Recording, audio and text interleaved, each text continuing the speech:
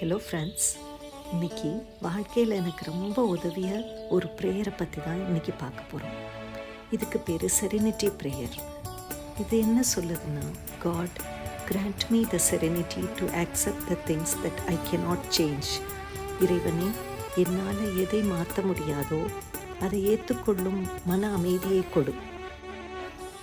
The courage to change the things I can. எதை என்னால் மாற்ற முடியுமோ அதை மாற்றுவதற்கு உள்ள மன தைரியத்தை கொடு.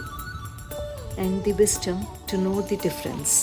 இது ரெண்டுக்கும் உள்ள வேறுபாடை அறிந்து கொள்ளும் விவேகத்தை கொடு. இந்த ப்ரேயர் எனக்கு வாழ்க்கையில் ரொம்ப உதவி இருக்குங்க. உங்களுக்கும் இது உதவியாக இருக்கும்னு நம்புகிறேன். If you like this video, give it a thumbs up. Until next time, bye-bye.